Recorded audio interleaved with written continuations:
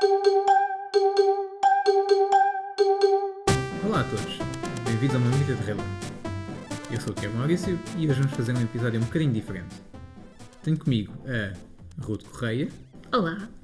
E vamos fazer uma pequena entrevista sobre as suas experiências nos anos 90 e 2000. Mas antes de começarmos, Ruth, fala um bocadinho sobre ti aos nossos ouvintes. Olá, eu sou Ruth, sou cofundadora do Interruptor, que é uma revista multimédia independente. Portanto, escrevo sobretudo sobre cultura, faço jornalismo de dados, estou ligada ao movimento de software livre e acho que chega. Já é uma boa introdução. Exato. Então, e Ruth, no teu percurso até agora, como os nossos ouvintes não sabem, mas também já foste locutora de rádio. Sim, não é? fui locutora durante vários anos no Oxigénio, onde fiz programas de fim de semana, fiz também, assim mais recente, estava à frente das manhãs no Oxigénio. Então, e conta-nos que experiências tiveste tu nos anos 90 e 2000 que tenham influenciado a tua experiência na rádio, ou que tenham levado aí para a rádio? Que me tenham levado aí para a rádio. Por exemplo? A música dos anos 90. Eu comecei a ouvir música de forma consciente, assim, portanto, o querer ouvir música e o querer ouvir um determinado artista ou uma determinada banda ou o que fosse, durante os anos 90, quando ainda era muito, muito nova. E lembro-me, por exemplo, quando o meu irmão do meio nasceu, nós temos uma diferença de 8 anos, quando ele ainda era pequenino, pouco depois dele ter nascido, eu lembro que durante os fins de semana, quando eu tomava conta dele de manhã, aquilo era sempre uma grande guerra, porque ele obviamente queria ver desenhos animados e eu queria ver os canais de música. E então, a certa altura, aquilo combinou-se as coisas de tal forma que realmente dava para fazermos os dois, porque os vídeos dos Daft Punk eram animados nessa altura, foi quando saiu o Discovery, isso já é um bocadinho mais tarde. E também os Gorillaz, e ainda hoje o meu irmão é grande fã dos Daft Punk e dos Gorillaz, porque era mais ou menos onde nós nos encontrávamos, não é? Eu queria ver música, ele queria ver desenhos animados e aquilo tinha música e desenhos animados, e então andávamos a saltar de canal em canal até encontrarmos aquele que estivesse a dar aquilo que nós queríamos. Muito giro, eu gostava muito giro.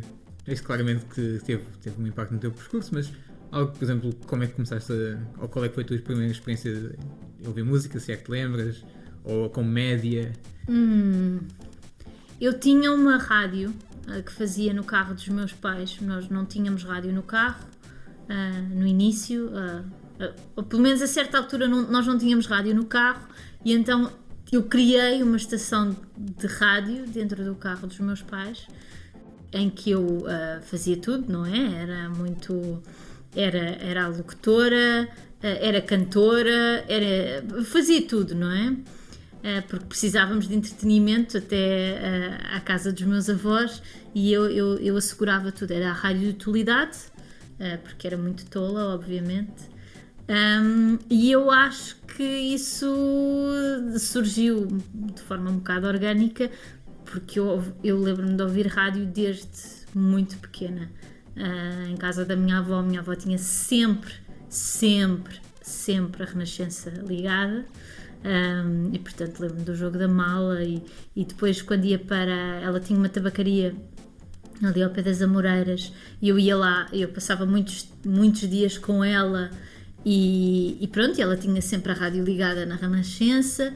Depois, eu não sei, fiquei mega apaixonada por aquilo tudo, e eu lembro-me depois quando fiquei um bocadinho mais velha, estava para ir na 4ª classe ou no 5º ano, lembro-me de ter pedido desesperadamente aos meus pais um rádio para ter no meu quarto. Os meus colegas queriam televisões e eu queria um rádio, e pronto, e os meus pais foram muito simpáticos e acederam, e eu arranjei um daqueles tijolos, não é? Que lia CD, cassete e tinha rádio, e aí passei, quer dizer, eu já ouvia, como acho que quase toda a gente, pelo menos aqui na zona de Lisboa, ouvia na altura, que era a Rádio Cidade, que era inevitável sobretudo para a malta mais nova, infelizmente para o meu pai, porque para ele aquilo era tortura, mas como eu passei a ter um rádio no meu quarto, eu passei a ouvir o que queria, não é? E estava sempre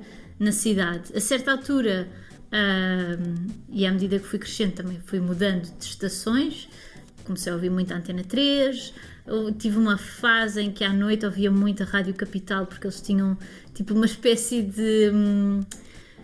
havia o Oceano Pacífico, que era a música calminha na RFM, havia o Cidade by Night, que era a mesma coisa, a versão Rádio Cidade, e a Rádio Capital tinha uma playlist também assim um bocadinho mais calma, mas era bastante diferente das outras, era assim tipo meio pop alternativo, não sei bem, mas aí já era um bocado mais velha, já devia estar para aí no terceiro ciclo, no secundário talvez, mas a Rádio Cidade foi assim um grande marco na minha vida e acho que é provável que esteja ligada depois a eu ter tentado sempre enverdar para esse caminho, às vezes com mais consistência do que outras, mas acabou por levar para aí. Uma forma muito gira de entrar no meio, de facto, sim senhor. Lembras-te do jingle que eles tinham? Um dos jingles que a cidade tinha na altura. Eles tinham muitos, eles Sim, tinham sim. a droga é uma merda. E depois eles tinham assim um reverb, que ele fazia um eco enorme. Agora vão ter de marcar isto como explícitos, agora, ou então retiram aquilo. Mas eu lembro-me muito, mais do que os jingles, até eu lembro-me muito dos programas. Lembro do Cidade Dade 10, que era, tipo, eram blocos de 10 músicas seguidas, sem blá blá blá blá blá blá. Que era o drama de muita gente que queria sempre gravar a sua cassete no... Exato. Tinha a melhor de 3, em que eles davam 3 opções e as pessoas ligavam a pedir qual é que queriam. Tinha o Cidade by Night, era tudo em PTBR, que era incrível como era. E para mim, uma das grandes coisas que eles tinham, que eu não conseguia ouvir todos os dias, pelo menos durante o período escolar, porque tinha aulas às vezes à tarde, que era o Eletricidade. O Eletricidade dava todo tipo de segunda a sexta, às 3 da tarde, e era eletrónica um bocadinho mais acelerada, um bocadinho mais pesada. Era muito Eurodance, na verdade, aquilo era muito brega, mas acabou por ser a minha porta de entrada na música eletrónica. E depois quando entrei na rádio, e que entrei, irónica, a minha primeira experiência de rádio numa rádio profissional foi na cidade, não a mesma cidade, mas foi na Cidade FM, em que eu estagiei lá, e depois fui para o Oxigênio, que realmente é muito mais virada para a eletrónica, e a verdade é que a Rádio Cidade do 107.2 da Amadora acabou por ter uma influência muito grande até no meu gosto musical, e levou-me sempre mais para a eletrónica. A certa altura, pronto, era uma eletrónica muito mainstream, muito Eurodance, um bocado de carros de choque, isto é um eufemismo, era muito carros de choque, mas acabou sempre por me empurrar para aí. Eu acho que naturalmente segui enviesada nessa direção, mesmo, por exemplo, os meus amigos mais próximos, ninguém era da eletrónica, e eu só encontrei pessoas que também gostavam de eletrónica quando já estava na faculdade, mas acabei sempre por seguir por aí. Muito bem, coisas bonitas. Mudando agora assim um bocadinho do tema, já que tocaste no Eurodance, mas... E assim, lembras-te como é que eram os trajes da altura, nos anos 90? E como é que tu te vestias na altura? Conta-nos lá. Olha, eu nunca fui muito de modas. Nessa altura, se calhar, seria mais do que sou hoje, porque, pronto, uma pessoa está na escola preparatória, tem de seguir o que a moda dita, não é? Porque não queres ser rejeitado. Então eras mais boca de sino ou calça sim, de ganga? Sim, não, tinha muitas calças à boca de sino, mas assim, de modas, aquilo que me marcou muito, eu lembro que a certa altura todas as miúdas da minha turma tinham umas calças de resina e eu era a única que não tinha, que a minha mãe não me deixou comprar, porque ainda por cima eram caras, não é? Portanto, eu não sei se ela não deixou porque aquilo era um estilo com o qual ela não concordava, porque claramente ela não gostava daquele estilo, mas acho que o facto também de serem um bocado de caras acabou por pesar. Mas eu era a única miúda da minha turma que não tinha umas calças de resina. Com muita pena minha. Hoje agradeço, mas na altura com muita pena minha. E tens assim alguma história marcante que queiras partilhar com os nossos ouvintes? Não me lembro assim de grande coisa. Lembro-me dos ténis. Eu desde muito... Eu gostava bem de ténis. Também tiveste aqueles ténis que piscavam? Não tive os ténis que piscavam. Lá está. Há uma série de coisas que eu gostava de ter tido e não tive. Não tive os ténis que piscavam. Que isso foi uma moda desenfreada também no nosso tempo. Sim, mas não... Acho que assim, a coisa que eu achei que a certa altura acabei por ter... tive uns Air Max, mas já era um bocado mais velha também. E devo dizer que os Air Max... Tive aquele modelo clássico dos Air Max, mas eram todos azuis escuros, portanto nem sequer era assim nada muito espampanante, apesar de eu ter tido depois mais tarde ténis muito, muito espampanantes, mas tive uns Air Max que eram muito, muito confortáveis e fiquei muito triste quando deixaram de me servir ou quando morreram, já não me lembro, se calhar morreram só. Então, e agora voltando um bocadinho mais atrás, voltando à música, mas neste caso, em termos de formatos de portáteis, não é? Portanto, grande parte da nossa experiência passou muito pelos Discmans, não é? Especialmente todo o drama que havia à volta deles. Queres partilhar um bocadinho disso? Olha, eu andei muitos anos a chatear os meus pais para me comprarem um Discman e a certa altura, eu já não me lembro bem, eu sei que consegui uns trocozinhos e comprei eu o meu Discman. E eu queria um Discman assim um bocado mais à frente, mas não tinha muito dinheiro. E então eu comprei um Discman que era incrível, aquele Discman, era um todo o terreno dos Discmans, que era um Discman da Denver, mas que lia tudo. E, portanto, lia CDs de MP3. O que para mim era ótimo, porque eu era obcecada com música, não é? E os meus CDs, assim, um CD levar 80 minutos de música não dava para mim, até porque na altura já estávamos naquela fase de sacar muito, tipo o Kazaa já estava a bombar, os LimeWires da vida, e portanto 80 minutos de música era muito limitado, porque isso são 17, 18 músicas no máximo.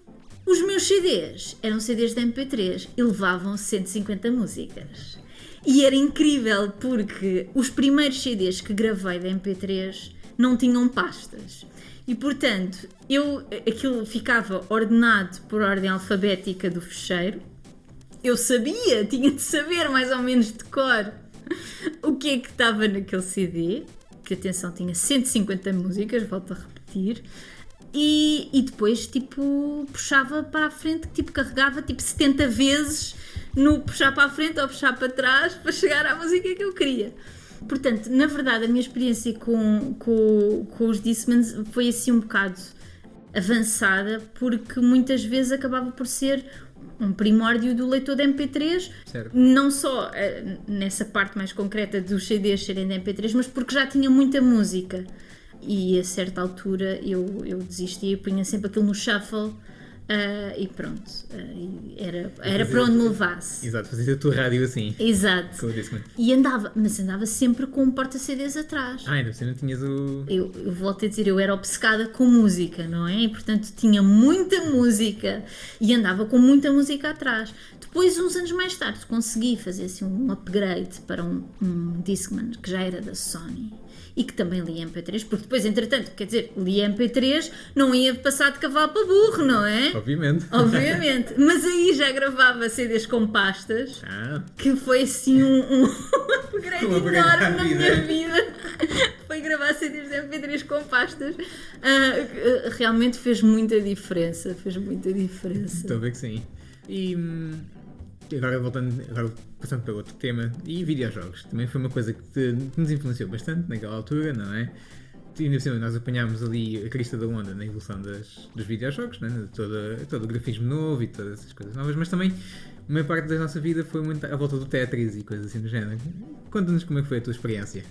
Olha, os primeiros jogos... Lá em casa o meu pai já jogava videojogos, portanto o meu pai já era um nerdzinho Ele às vezes refila muito dos meus irmãos hoje em dia, mas se ele tivesse crescido no hoje em dia, ele seria muitíssimo pior do que os meus irmãos. Seria um nerdzão da caverna. Portanto, o meu pai sei lá, o meu pai tinha tido o Spectrum e coisas assim, e eu lembro de quando apareceu o primeiro computador lá em casa que tinha jogos, não é? Portanto, desde pequena que tive videojogos em minha casa. Lembro-me muito bem de jogar um jogo do Aladino e do Rei Leão e um da Bela e do Monstro. O do Aladino e do Rei Leão, que eram side-scrollers, mas que aquilo rodava bem em DOS e não tinham gráficos maus demais. O da Bela e o Monstro acho que era tipo point and click. Um que eu me lembro muito bem e que eu acho que marcou muito a minha infância era um que se chamava As Aventuras do Vasco, que era da Ubisoft, uma Ubisoft muito bebê, mas que estava dobrada em português. E que tinha, tipo, sei lá, o António Feio fazia voz, portanto era uma boa dobragem, estava localizada em português, e isso fez com que eu pudesse jogar aquele jogo sozinha.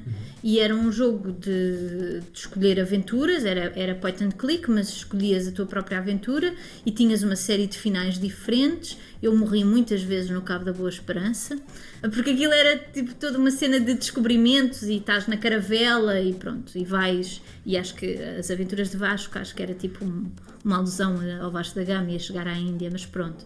Mas lembro-me muito, muito bem disso. E depois, a certa altura, quando eu estava para aí no 5º ano, o meu mundo mudou porque recebi um Game Boy Color. Uau! E a partir daí foi toda uma revolução incrível. Eu só tive 3 jogos para o Game Boy Color. Aquilo vinha com um que era o Game & Watch Gallery 2, portanto, que eram mini-jogos, um bocado repetitivos, mas que eu até apreciava. Tive um Harry Potter e a Pedra Filosofal, mas acho que esse já foi mais tarde. Mas a grande cena era o Pokémon. Claro. Eu tive o Pokémon amarelo. Incrível. Incrível. Joguei infinitamente até o meu irmão apagar o meu save, que eu estava capaz de matá-lo. Ele sabe disso. Ainda hoje é um tema que gera litígio na família, que é aquela vez em que o Ricardo apagou o save da Ruth no Pokémon. E depois tinha aquela cena de trocar Pokémons, porque tu tinhas de trocar com um cabo com alguém que tivesse uma versão diferente da tua, e era com um cabo, e eu já tinha conseguido trocar uma série deles com a minha amiga, porque a minha melhor amiga tinha uma versão diferente da minha, então nós tínhamos todo um esquema montado, que ela apanhava este, eu apanhava o outro e trocava. Esquece, o Ricardo apagou o meu save. E ainda hoje estou de luto. A certa altura o meu Game Boy caiu na sanita, que obviamente foi um momento, acho que foi o momento de maior pânico que eu tive na minha vida, obviamente.